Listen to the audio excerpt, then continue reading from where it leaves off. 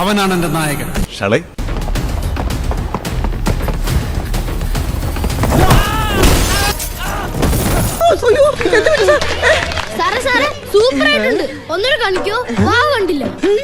ആക്ടറുടെ പൈസ വേസ്റ്റ് ആയ പോലെ തോന്നത്തില്ല. ആക്ഷൻ ആണ്, കുറച്ച് റോ വയലൻസ് ഉണ്ട്. അതല്ലാതെ ഒരു എന്റർടൈനിങ് ഫിലിമാണ്.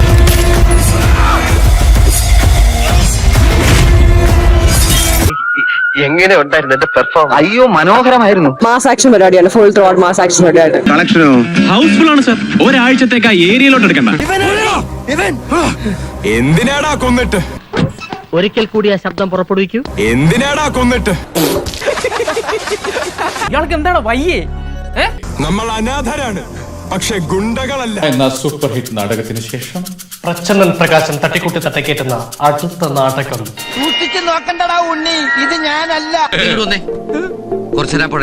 അടുത്തൊരു Rajamouli or even better let's say that. നമ്മളെപ്പോഴും നമ്മുടെ ഇൻഡസ്ട്രിയിലെ സീനിയേഴ്സ് സെറ്റ് ചെയ്ത ബെഞ്ച് മാർക്സ് ബ്രേക്ക് ചെയ്യാനാണല്ലോ നോക്കുന്നത്. അതൊരു കളർ പരിപാടി ആയിരിക്കും തന്നെ. എങ്ങനെയുണ്ടാ?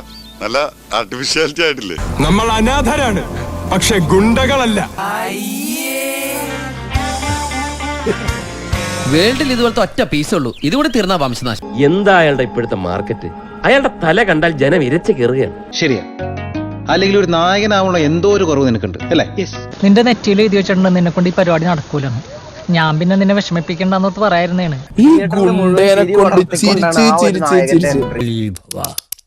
എന്റെ മോനെ, ഈ ചെങ്ങാതി ഒരുമാതിരി ഞാൻ പറഞ്ഞില്ലേ കഞ്ഞിയില് പാറ്റ വെട്ട പോലെ ഇയാൾ അവിടെ കിടന്ന് ഇങ്ങനെ കളിക്കുന്നുണ്ട്.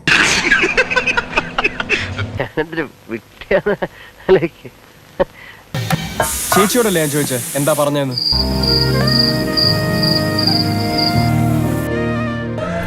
മാവിലച്ചക്ക തിന്നാൻ പാടുണ്ടോന്നും മാവിലാഴ്ചയെന്ന് കാരണവന്മാരോട് ചോദിച്ചപ്പോ അവര് പറഞ്ഞു ഞങ്ങൾ ഈ നാട്ടുകാരല്ല. അപ്പോട്ട് ഇങ്ങോട്ട് പോന്നു. പിന്നെ നിങ്ങൾക്കൊക്കെ ഒരു ധാരണയുണ്ട് ഞാനൊരു എടുത്തുകാട്ടക്കാരനും പക്വതയില്ലാത്തവനുമാണെന്ന്. എന്റെ ബുദ്ധിപരമായ നീക്കങ്ങളൊക്കെ ഇനി നിങ്ങൾ കാണാൻ തുടങ്ങുന്നേ ഉള്ളൂ. പോയി അടുത്ത കേസുമായി വാ.